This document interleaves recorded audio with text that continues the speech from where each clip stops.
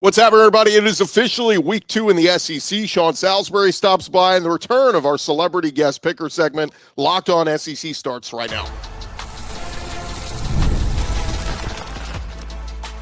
You are Locked On SEC, your daily podcast on the Southeastern Conference. Part of the Locked On Podcast Network, your team every day. And what's up, everybody? Welcome into Locked On SEC. It's great to have you guys along. I'm Chris Gordy. Thanks for making Locked On SEC your first listen every day. Shout out to everydayers. We're free and available wherever you get your podcasts and on YouTube. Part of the Locked On Podcast Network, covering your team every day. And today's episode is brought to you by FanDuel. Football season is here. Visit the FanDuel app and start planning your future bets right now. All right, guys, let's jump into it. We're going to start with Sean Salisbury here in just a couple of minutes. We'll get to our official picks a little bit later. Do want to pass along the NCAA Football Oversight Committee voting today or yesterday to support a single transfer portal window instead of continuing to have two. Russ Dellinger putting out there that the single transfer portal will begin in January. The administrative committee still needs to formally adopt the change later, but the 10-day window is expected to open from January 2nd and be open for 10 days. So same thing will kind of happen. Once the season ends, we'll start hearing a bunch of players entering the portal, deciding to enter the portal, but the portal won't officially open until January 2nd, and that's where kids can start making, hey, I'm going here, I'm officially going here, all that. And when that 10-day window closes, presumably on January 12th, that's it. There will be no post-spring window moving forward, just the one portal. A lot of coaches were asking for this. A lot of SEC coaches were asking for this, so it sounds like it's being adopted, and that will be the way we go. Again, changes every year in college football right now. Get used to it. All right, let's take a look at our SEC Week 2 betting lines. This is courtesy of FanDuel. Here's who we're rolling with. Michigan at Oklahoma. True freshman quarterback Bryce Underwood against a Brent Venables coach defense. We're taking OU minus the 5.5 at home. Vanderbilt on the road at Virginia Tech. Look, give me Diego Pavia as an underdog. 1.5-point underdog on the road. Give me Vandy. Arizona State, Mississippi State. I don't like that this line is under a touchdown. I was hoping I could get Mississippi State plus like 9 or 10, as a big home underdog. They're plus 6.5. So it's under a touchdown. I think they're thinking Arizona State's going to play with a little fire. They're going to Starkville with the clang-a cowbells. But let's go with Mississippi State as a home underdog. Why not? Jeff Lebby, huge home win to start the season. USF at Florida, that line is 17.5. I like Florida. I like DJ Lagway. I like Billy Napier. But USF, man, Byron Brown, that's a good offense. They just embarrassed Boise State last week. I think they can cover the 17.5. I think Florida wins. But I think I'm taking USF plus the 17.5. That's a lot of points. Even if Florida wins by 17, it's a good win, but you don't cover the spread. Kansas at Mizzou, we are rocking with Mizzou at home minus the 6.5. Do I think Kansas can win? Sure. But we're going to stick with Eli Drinkwitz, Ahmad Hardy, and Bo Prabula and company. I think they get it done. And then Ole Miss at Kentucky. We're going to take Ole Miss minus points. I think Kentucky has a chance to keep it close because of their defense, but we're going to roll with Austin Simmons and the fighting Rebels of Ole Miss. All right, a few other tidbits before we get to Sean Salisbury. Yesterday, Hugh Freeze ruling out that Amari Alston will not play officially against Ball State this weekend, so it'll be a healthy dose of Jeremiah Cobb and Darrell Robinson. College Game Day heading to Oklahoma is revealed. Trey Young is going to be their celebrity guest picker. And one more note on Auburn. We are going to see Deuce Knight is officially QB2 at Auburn. So presuming that Jackson Arnold will be benched after he puts up a bunch of great yards and a lot of points against Ball State, we'll get to see Deuce Knight. All right, without further ado, let's get to our interview with Sean Salisbury, getting his thoughts on some of the SEC quarterbacks after week 1. We've been talking a lot about the quarterbacks, success and non-success across the SEC, and nobody better to talk about quarterbacks than a guy who played it at the college level, at the pro level, breaks it down better than anybody. He is the one and only Sean Salisbury, and he joins us now on Locked On SEC. Sean, welcome in, man. Gordy, great to be on with you, brother. Thank you. 1 week down, and man, you got to love the overreactions to everything we see in week 1, right? If you're in the NFL like this week when we hit it, a rookie has a bad game. Well, why isn't he Mahomes, man? I can't believe he didn't do what Jaden Daniels did. And in the NFL or in college, because your last name's Manning and because, you've created by good football play and we got 2 Hall of Famers and one that would have been if Archie would have been on a different team. or had better help, that all of a sudden Arch has to be like that after one start. And I know it's his third, but one big one. We are ridiculous, just as if we're ridiculous when saying when Shedeur Sanders had one good preseason game that we're supposed to start him in Cleveland. It is out of hand, and it's unfortunate. But, if there's anybody that can deal with it, Gordy, I think Arch Manning has seen plenty of this with uncles and grandpa that I don't think he's too worried about it. He'll go back to work. He'll be fine. And I would suggest that he's going to be a much better football player than people already have him targeted for. Well, let's start there. We'll start with Arch because you brought him up. Obviously, going on the road, playing a tough Ohio State team on the road in their house. Matt Patricia, a good defensive mind. I mean, there was a lot of things working against Arch. We saw some nerves. We saw, maybe not. Sark even brought up his footwork wasn't the greatest, throwing some balls in the dirt. But what'd you see looking at the film of Arch? And Gordy, his mechanics weren't good. They just weren't, even in clean pockets. I think they underused his feet on the edge, which I think that Sark, who's one of the best signal callers, game callers in the world. When I say signal callers, one of the best play callers in the world, they'll use it more. I think he also was going in kind of treading, well, we don't know, how's Matt Patricia going to approach this? How do we attack it? Let's see, because their defense did a good job against Ohio State as well. So you didn't want to make the big error, and in the process of it, there were some big misses. So listen, Arch isn't above criticism, nor would he want to be. And he knows what he's got to get done, and so does Sarkisian. He's seen plenty of it. Footwork was, if you're going to be a three-quarter sidearm guy like a Matt Stafford, your feet need to be in position, or the inconsistencies of accuracy and making the simple play. You'll make one once in a while, but you could see in a high pressure when the temperature of the game goes up, look at the best hitters, jump shooters, pitchers, quarterbacks over the course of time, Gordy, and almost to a man, you'll find that when the pressure of a game goes up, their mechanics usually settle in better. Us mere mortals go haywire. Now, I think Arch Manning will be fine, but if he's going to be a three-quarter guy and live there, you saw the inaccuracy, the great hole shot to the left, the late throw on the pick to the right, a couple throws down as they were heading down to try and win the game and to throw them back into it the second half, and then the feet parallel to the ground, line of scrimmage in front of him, bam, throws a sidearm ball that goes behind the crosser that would have been an easy first down and could have run out the back door. So mechanics I don't mean robotics. I don't want a robotic, but mechanics, footwork, and arm angle in clean pockets. There's going to be enough that you create with sidearm throws and off schedule throws that he's got to be better there.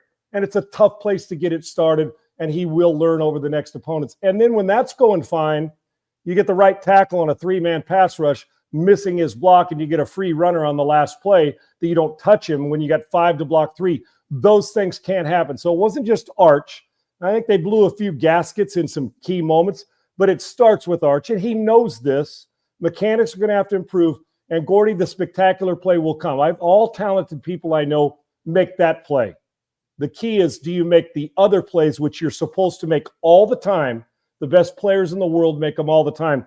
That'll be the challenge for Arch. But I'm telling you, the mechanics have to improve if you're going to play against the best teams in the SEC week in and week out and have great success against them, which it'll be a learning thing. And I would expect as a Manning, he goes back to work and he will have the conversations with his uncles, I'm quite sure. And they're back home in Austin the next 3 weeks against San Jose State, UTEP, and Sam Houston. I think Arch is going to look a lot better these next 3 weeks and get his feet under him. So we'll see on that one. What about the night game?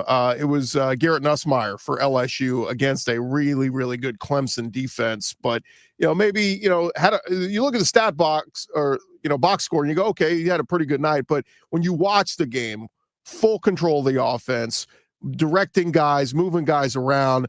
We talk about that lift that the last two big quarterbacks at LSU had. Joe Burrow from 18 to 19, Jaden Daniels from 22 to 23.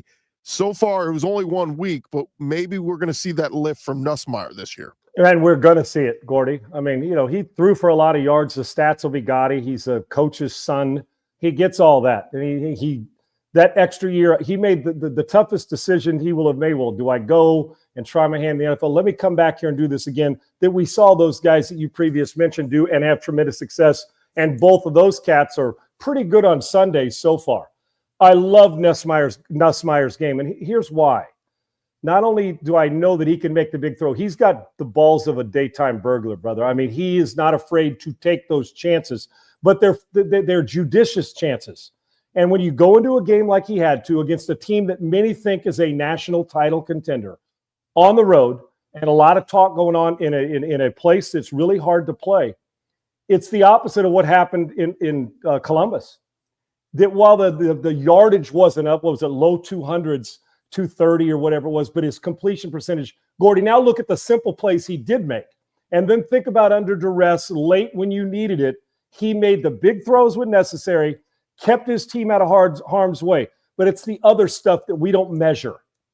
Control at the line of scrimmage, keeping me out of bad plays, getting me to good plays, which you don't see a lot in college football, Gordy. Guys are snapping their head over to the coach. He's telling everybody what to do. This is a guy that Brian Kelly, you turn it over to him. Here's the play call. Even though they may look in with no huddle to the sideline, at the line of scrimmage, he knows how to, hey, check with me, get to the left because they're overloaded to the right. Go from run to pass or pass to run. It's the control he has. And I was thinking about this, and you and I may have discussed it earlier in the week off the air, but I said, if I was going into this season with a guy I trust that's either transferred that's good or stayed in the place he is and that he's going to elevate, but I trust him in the biggest moments moving forward. Nussmeier was the most trusted quarterback in the country for me. Is there somebody who's faster? Yep. Somebody's got a bigger arm? Yep. Somebody who will take more shots than he might? Yeah, maybe. But I love the combination of guts when it's necessary, judicious football when you need it, which is most of the time. And when I hear game manager, people look at it and cringe. I look at it and say, that's the highest compliment I can give a quarterback, to be able to manage it, but also be spectacular enough to say, listen, we're down 2 touchdowns. I got to go do this. Or we're up 2 touchdowns. How do I make sure we stay there and extend this lead? I think Garrett Nussmeier is a top pick in next year's draft. This doesn't just stem from one game. It's from last year to this year. He'll protect the football better, and he threw a couple picks, but he's a guy who can throw for 500 one week and still 180 yards the next. But those 180 yards were efficient. And I think that his confidence is so big on control of what Brian Kelly's trying to do. There's no quarterback in the country I trust more. And that's why, among other things, their defense seems to be back, a better offensive line. They'll run it even better moving forward. He is the main reason this team's going to be in contention to win the whole thing again this year. When while some think so, they haven't got the offseason pub maybe others did. And he's going to be a big reason why. And you should love him moving forward. And this isn't just based off one game, but I saw even a step up from last year. More with Sean Salisbury in just a second. But first, guys, the weekend is here, and it's time to look back and crown this week's MVP on Who Delivered, powered by DoorDash. Just like you can win every Saturday with DoorDash Streaks, saving more every time you order. These players delivered when it mattered most. Let's jump into it. And we told you earlier this week, Jackson Arnold, incredible performance just a week ago today over in Baylor as Auburn got out with the double-digit win at Baylor. Really nice victory for Jackson Arnold. He made all the runs when his team needed him most and the pressure was on. He came through no hesitation, no delay. And if you've been watching, keep watching him week after week. His performance, not a fluke. He is on. We think he's going to get on a really good hot streak. And just like Jackson Arnold delivered for Auburn, DoorDash delivers your Saturdays with DoorDash Streaks. You save every Saturday. You order, stack it up all season, and you could save up to $250, including $100 in DoorDash credits. Order this Saturday. Keep the streak alive. Fuel your game day. Only with DoorDash. Terms apply. Promo period through 11/18. Also want to remind you about our friends over at Mazda. They are doing a great job as they do every year. And with the start of a college football season, always fun to think about something new. Mazda crafts cars for those who choose to do more than simply move. They follow what moves them every time they drive. And that's what makes Mazda stand out. They go beyond safety, style, and performance to deliver a driving experience that feels alive in every detail. Mazda offers more than safety. It's won more 2025 IIHS Top Safety Pick Awards than anyone else, and as an athlete, focuses on every detail. Mazda does the same, from metallic accents to hand-stitched Napa leather. They're going to make you feel good, smell good, and everything else that goes in a new car. It's the small details that make the big plays, and just like there's more to every player, there's more to a Mazda vehicle. Mazda, move and be moved in a Mazda. Continue our conversation with Sean Salisbury here and getting his thoughts on some of the SEC quarterbacks. I'm curious how much you were able to watch of Jackson Arnold Friday night against Baylor. It's interesting because they didn't throw it a ton, but he ran it a ton. And this was the debate, Sean. You know, we got all these big five-star receivers, Cam Coleman, Eric Singleton, all these big-time guys, Malcolm Simmons. But sometimes you got to take what the defense is giving you. And Baylor kept playing that cover two, playing those extra DBs. And Hugh Freeze said, I'm going to keep running the damn ball until you can stop it. And Baylor couldn't stop it. So it's one of those things, as much as we want to see Jackson Arnold come over from Oklahoma and let it fly with all these weapons at Auburn now, you got to take what the defense is giving you. Gordy, it's such a great point. We get to this point where when we're talking or we're analyzing, we say, well, you know what? You got to be able to make these throws into these windows. Of course, we all want that. Man throws and zone throws when necessary. But there's also this thing that goes right, and then people will say, well, offense dictates the tempo of the game or where you throw the football. No, not really. We'd like to, by me and you putting formations together in a game plan and saying we've studied enough through the data and the game planning that, okay, on 3rd and 6, they do this 80% of the time. Well, I'm an idiot if I don't call a 3rd and 6 zone beater if that's what they do 80% of the time. But the key here is, while you've dialed it up to take advantage of coverages, the defense dictates where I throw it or when I run it. Because even though we got a formation that says, okay, let's spread them out, they can still play two high safeties when you spread them out and walk their Will and Sam out, or nickel and dime, whoever it is. So they can dictate it. And when they do that, your adjustment is throw the ball where is necessary, take the shots when necessary. But when you're playing two high safeties on me, if I'm not running the football or if I can't run the football, I'm done. If they're a team that's afraid of getting beat over the top and I'm still going to force that square peg into a round hole, quarterback's going to get in trouble. You'll put your own defense in a bind. I don't know why we don't go back to stuff like this more, Gordy. It's such a good point by you, and it's such a good plan for Arnold and with Hugh Freeze. If I'm lined up, you remember the game New England played when Mac Jones was a rookie in Buffalo, Gordy, when they ran it like 70 times or what, 50 sometimes, or threw it like 3? Well, weather dictated, although your game plan go, what do you say? Man, I'd love to throw it and get Mac Jones going. The way they played defense and the weather dictated, let's hand it off. And guess what? They did, and they took care of their business. Now, that's an extreme measure, but I go in and I'm playing against a team who's afraid to death of those receivers beating me over the top, and they're going to play too high coverage and take away it and remove a safety from the box or down around the run zone area where it can come in and be involved in the play. Why wouldn't I run it?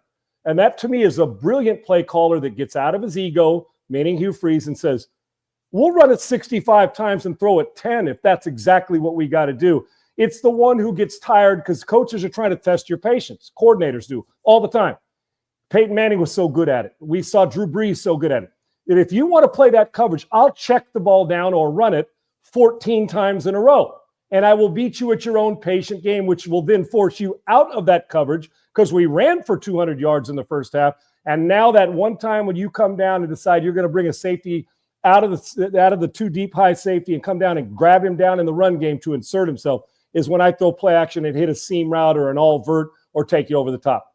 And I thought they had a marvelous game plan. And when you find a coach that's willing to say, okay, I got to adjust to a defense that normally I'd like to dictate by our motions and formations. It didn't happen. They decided to play a little softer and allow you and force you or even encourage you to run it. And Auburn did it. And Arnold made good decisions. And Hugh Freeze had a good game plan going in. If you can't adjust and adapt in game to what somebody's doing, and then you can't run versus too high coverage or safeties that are removed from that down low, then you got a big problem. You're not going to win a lot of games, especially in that conference. You've got to be able to be physical. And it was maybe uncharacteristic, but I loved the way they approached the game plan against a supposed improved Baylor team. Man, I'm looking at Dave Aranda going, you're supposed to be the defensive guru. Why didn't you adjust? That's such a valid point, though, Gordy. Eventually, you're tired of getting mauled, right? Because we're dominating you in the run game. That's when you're counting on, and I would imagine Hugh Freeze anticipated, well, they're going to come out of this. They got to come out of this, right? And if you're going to be stubborn enough to say, no, this is who we do. And a lot of times, Gordy, you know what it is also? Protecting your weakness. As a defense, You're saying, even if we come out of it, I don't trust my defense enough against these perimeter wide receivers. So we're going to stay here and hope that our front seven and down guys get a stop, and they didn't. So if they're not going to do it, why in the world would I go away from success other than ego and pride? And they did a good job of making sure they answered that by sticking to what they felt was best, and they ran the football. And it'll crush Baylor if they continue to do that against teams that can be physical at the line of scrimmage. One more for you. We're talking with Sean Salisbury. It's hard to get a read, Sean, week one when Oklahoma played Illinois State, and, it was a lot of inferior opponents. But of all the other quarterbacks, from John Mateer, of course, Joey Aguilar, Tennessee, Lenore Sellers, South Carolina, anybody else pop to you that you say that kid's got a chance to do something special this year? Yeah, I think there's, Gordy, we could spend a lot of time, and you and I will throughout the course of fall talking about this stuff. And you mentioned two of those as in Tennessee and in Oklahoma. There's a toughness about those two guys mentally that I think elevates their team, right? That maybe they haven't had in the past. And I'm being serious about that. And although regardless of the opponent, you can kind of tell who takes over a team quickly. And with Mateer at Oklahoma, having his coordinator Arbuckle with him is a huge advantage because you don't have to relearn verbiage. And let's see, and Lenore Sellers, so how I'm high on him. Now, I don't know how good he's going to be on Sundays or how accurate. I do know this. It's a grown-ass man that's a really good football player that fits perfect for what South Carolina is trying to get done. And this isn't just from what I saw. This has nothing to do with being a homer. But SC's quarterback against Missouri State, because the reason why I say this, I was there in person. He's a good player, man. I think he was voted the player of the week, if I'm not mistaken, or at least offensive player of the week, unless I missed it or misread it. But he was so poised and so accurate with the football. I know it's the competition, but that's all we got to judge, right? When you're playing against an inferior opponent. But when you play against your inferior opponent, it's easy as a quarterback or a player to get locked into saying, this is going to be easy. So your mechanics suffer. Your decision-making's a little late because your backups can score 40 on them. And they damn near did. But I was impressed with him, and I'm trying to think around the country. The SEC's loaded as an overall big time. They are loaded. From top to bottom, it's the deepest quarterback. I'm going to tell you who I think is going to be a great player. Is the kid at Notre Dame. I do. I think that he has got every. Gordy, my first start at Florida, we got our ass handed to us. I mean, we were driving to go get back and win the game. I had Bruce Matthews, had Don Mosbar, both first-round picks that year in the NFL. My sophomore season in the swamp, Wilbur Marshall had the best defensive game at my expense that I've ever witnessed in person and ever taken the beating I took that day. But he was so dominant. And I was so distraught after the game. Coach Robinson came up to me. My parents were there. I can remember in my gear, I hadn't even showered, leaning up, and we had to take buses and get going, leaning up against a brick wall outside the locker room, talking to my mom and dad. And I was distraught. John Robinson comes up and looks at my parents and goes, he's going to be a great player. And he goes, don't worry about this one. We're going to be okay. You just get back in, get it done. We're going to look at, basically saying, kind of adding light, and had a smile on his face.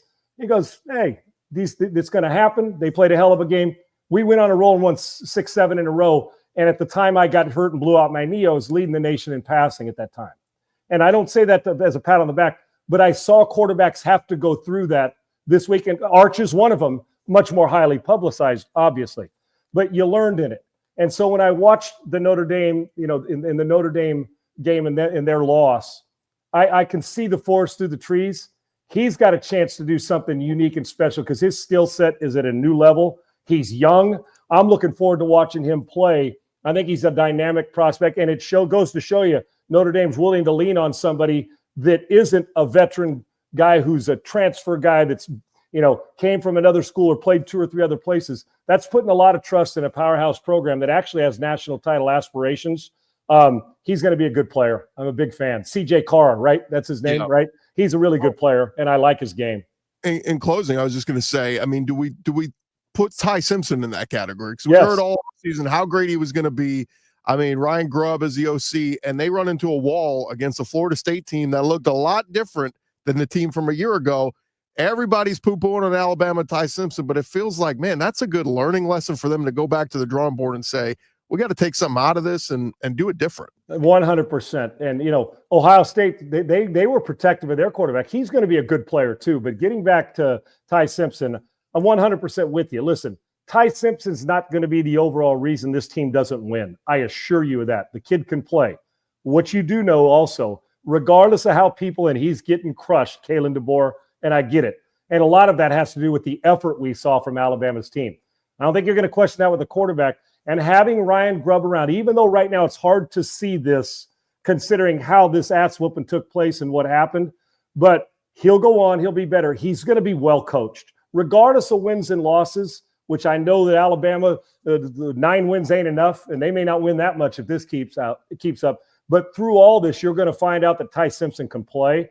You know it, you cover it, you see the SEC and talk about it every day. He is going to be a really good player. So we've got to guard against these guys who had one rough game or their team got beat saying, oh my gosh, they're horrible. Just like if you go back to DJ Uiagalelei when he was at Clemson and at Notre Dame when Trevor Lawrence missed his freshman year and threw for 500? It was the best game he ever played since. I mean, it was the best game he ever had after that. So we crowned him, oh my gosh, this is the second coming. And look at the grind it takes. So quite the opposite. When a guy struggles or you see flashes of brilliance, we've got to allow them the chance in this conference. This ain't Friday night football in 6th grade, Swickley, Pennsylvania, where you're playing 9-man football.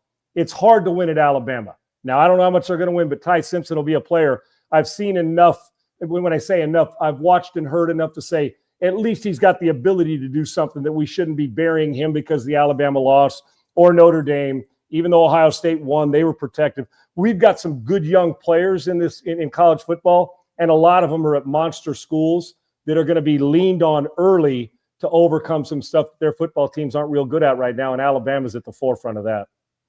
He is the great Sean Salisbury. Sean, always appreciate your analysis and your time, and let our listeners know about your Rumble show. Yeah, you can catch it every day it's on YouTube, it's on iTunes, it's on Spotify, and on Rumble. It's 12 o'clock Central, 1 o'clock Eastern. It's Unpaved with Sean Salisbury. You get great guests. We had Trey Wingo on today, so go check out the podcast. He had some phenomenal things to say about Jerry Jones, some of the analysts and stuff that he's worked with and hot takes, and some of the things he's doing moving forward. So guests and try to give it to you authentic as I always do, Gordy, without throwing something against the wall and hope it sticks, because clicks don't mean a hill of beans to me. But hopefully you'll enjoy it. I think it's a good one. And then we get to do our morning show, as always, at Sports Talk 790 on iHeart in Houston, 6 to 10 in the morning. He is always unfiltered, the great Sean Salisbury. Grab a quick break. More Locked On SEC after this. Hey, still more to come here on Locked On SEC, but listen up, SEC fans. If you are still paying full price for gas, stop leaving money behind. Get real cash back every time you fill up with the free Upside app. Simply download the free Upside app in the App Store or Google Play right now and start earning cash at the pump today. Use our limited promo code FOOTBALL and get an extra 25 cents back per gallon on your first fill up. You can make up to $300 a year just from buying the gas you're already buying anyway. At first, you're going to think it's too good to be true, but it is totally legit. Real people are getting paid just to make their daily commutes, and you can too. And plus, you can cash out anytime. Send that money to your bank account, PayPal, or an e-gift card for Amazon and other brands. Don't let this offer drive on by. Download the free Upside app now using our limited time promo code FOOTBALL for a limited time, 25 cent per gallon bonus. That's promo code FOOTBALL. Offers vary by user and location. Go to upside.com for terms and conditions. Also, the NFL season is here, guys, and FanDuel is making sure you are ready for kickoff with a can't-miss offer. Right now, new customers can bet just $5, and if your bet wins, you'll get $300 in bonus bets to use across the app. You're going to love it. FanDuel, if you've never used it before, never signed up before, go to their website, FanDuel.com, get signed up, and then download the FanDuel app and get ready to play, man. They've got plenty of stuff up there. It's quick, easy, the best way to add a little bit more energy to your Sundays. Get excited, whether you're doing player props, building a same-game parlay, you just like a heavy underdog. Whatever it is, FanDuel's got it up there for you. It's FanDuel.com. Go place your first $5 bet. And again, download the FanDuel app. You'll be scrolling every Sunday trying to make your next pick with FanDuel. Roll along here, Locked On SEC. It is a Friday, and it is another time for our new segment that we just started this season. Started last week. We got some pretty good reviews from how it went. It is our celebrity guest picker. Look, College Game Day's done it for years. We're doing it here on Locked On SEC. And last week, we had our buddy Ben Troop, big former stud tight end at the University of Florida, went on to play for years in the NFL. He's radio host, podcast host, and all that. So we went back into the bucket of tricks and said, all right, let's find our next celebrity guest picker. And this guy is a guy who took the SEC by storm many years ago with his viral videos all over the internet. He made appearances on the Paul Feinbaum Show, Tosh.0. He finished school, became a broadcast meteorologist, and he's been hosting the Stingray Show on Tide 100.9 FM in Tuscaloosa. He is our celebrity guest picker this week, and he is Stephen Stingray Ray. Stephen, welcome in, man.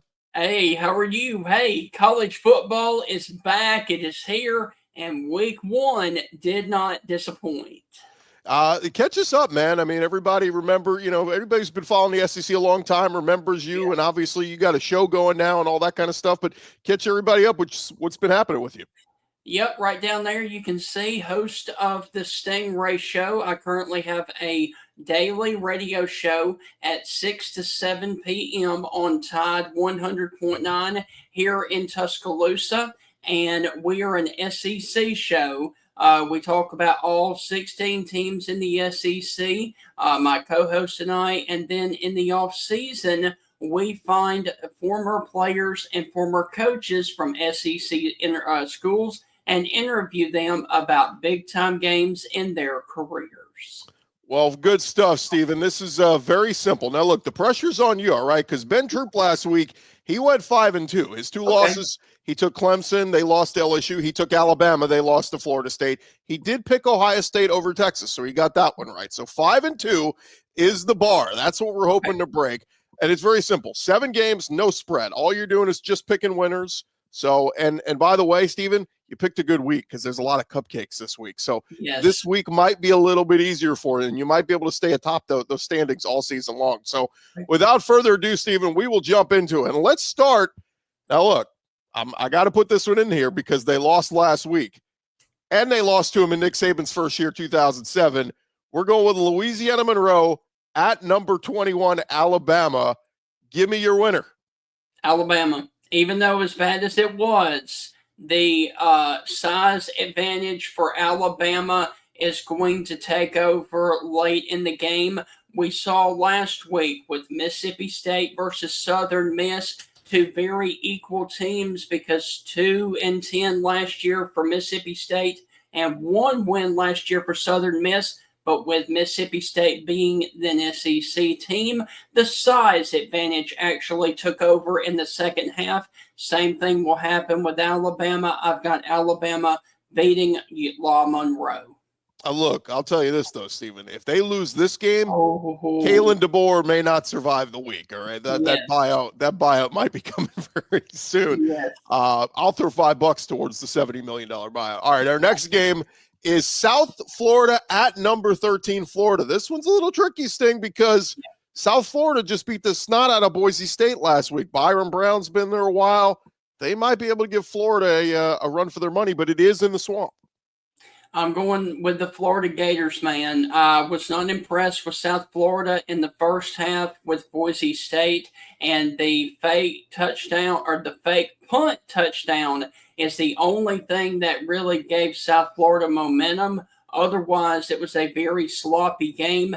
Give me the Florida Gators, and I think that Boise State game was a fluke on South Florida's part. Give me the Gators. All right, I'm with you so far. I'm taking Bama. I'm taking South Florida.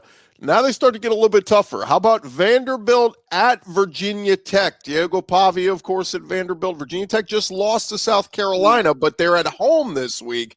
Who you got? Vandy at Virginia Tech. Virginia Tech did not impress me, even though they played really well against Lenore Sellers on Sunday. They could not generate very much on offense. Vanderbilt on defense is very much improved. Give me Diego Pavia and Vanderbilt, giving Virginia Tech 0-2 on the season and 0-2 against SEC teams.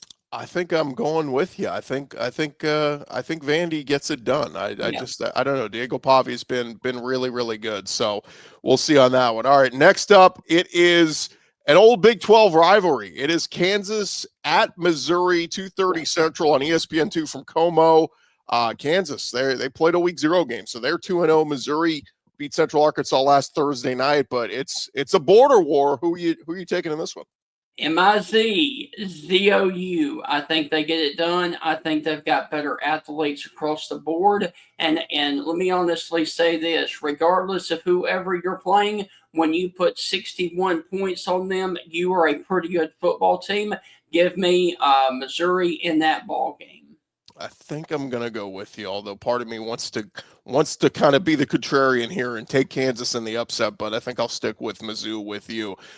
Next game, now we get into some ranked teams playing here. How about number 12, Arizona State, going to Starkville, Mississippi to take on the Mississippi State Bulldogs? I had to look it up, Sting.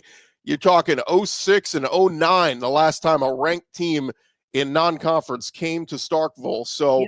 It's a rare thing, but Arizona State, man, Kenny Dillingham has been talking some smack about there ain't no hotels to stay in Starkville. It's only casinos. They said they're ringing the cowbells at practice, but those look like little dinner bells. So what do you think, Arizona State at Mississippi State? I think Mississippi State this season is going to have a couple of close games, but I think these close games are going to end up being losses just because I feel like that the talent gap is a real big issue when you talk about Arizona State versus Mississippi State. I'm going with the road team here. Unfortunately, I got to go Arizona State getting out of Starkville with a very close win, closer than the experts think, but I'm going Arizona State beating Mississippi State. I'm going to go with the upset. I see your cowbell back there still hanging around there on your shelf. I'm going Bulldogs. I think they get it done. Jeff Lebby, let it fly. I love that backfield of Fluff Bothwell and Devon Booth, and Blake Shapen gets it done. So I'm taking Bulldogs in the upset.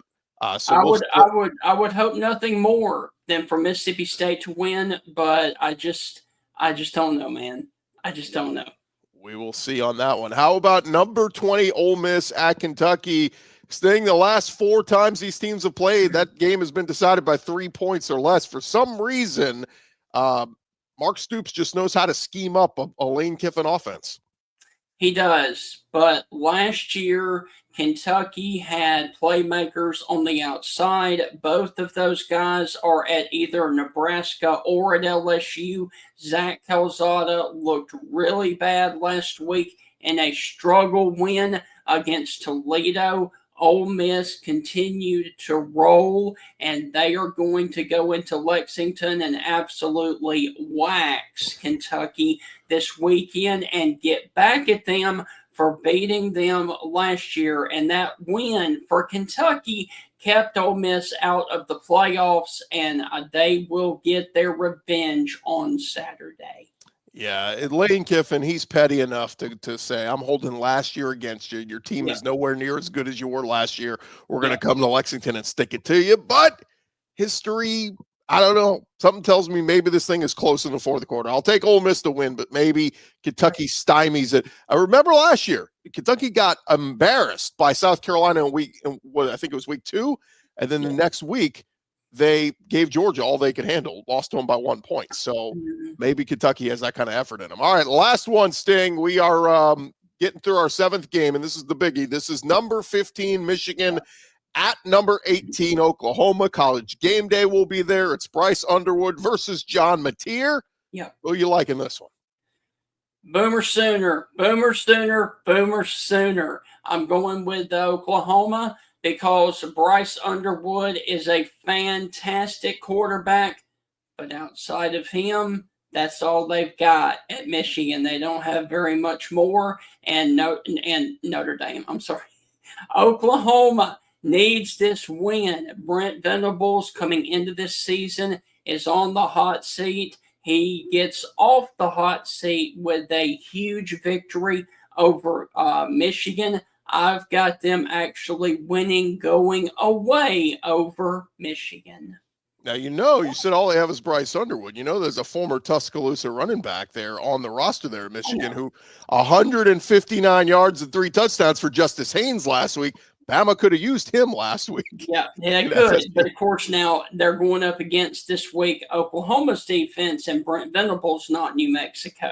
Yeah, no doubt. It'll be a tougher test. I think I'm with you. I think I'm going Oklahoma at home. Yeah. But again, we'll see. Bryce Underwood, this could be his welcome to college football moment. He could wow everybody and pull out an amazing win. But I think I'm with you. I went with you on a lot of those. Again, some of these are cupcakes. It's the easy weeks. Yes. It's later in the season when we get an SEC on SEC play. That'll be a lot harder. But you can follow Stephen on Twitter. He is at Stephen Ray 30 on Twitter. And, of course, the Stingray Show. And you guys had Tim Brando on this week, right?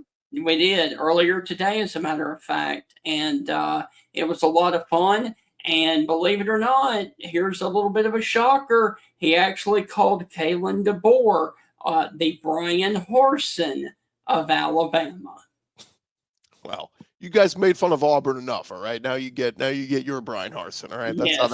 That's how that works. Stingray, thanks so much for the time, man. Keep up the great work, and we'll talk again soon, man. All right, man. Hey, go enjoy college football because the SEC is upon us. And hey, when we get here, it flies by, and it will be week 12 just like that. I love it. Stephen Stingray Ray. Stephen, thanks for the time, man. Thank you. All right, there you have it. That is our celebrity guest picker segment. And again, our standings, we only had week 1. Ben Troop went 5-2. We'll see what Stephen goes, and if he can go 5-2 or better. If he goes 6-1, maybe we might have to bring him back at the end of the year for being our best record guest picker. But that's going to do it for this edition of Locked On SEC. Hey, check out the college football fans and Locked On Fire TV. We're presenting College Football Kickoff, your ultimate college football weekly preview. Drake Toll of Locked On Big 12 alongside AP Coach of the Year Gary Patterson and former college star Jesse Holley. All of our Locked On local experts as well. A college football preview only Locked On can do. Catch College Football Kickoff every Thursday throughout the season only on Fire TV. I'm Chris Gordy. This has been Locked On SEC. Have a great weekend, everybody. We'll talk to you on Monday with our winners and losers of the weekend. Have a great weekend, everybody.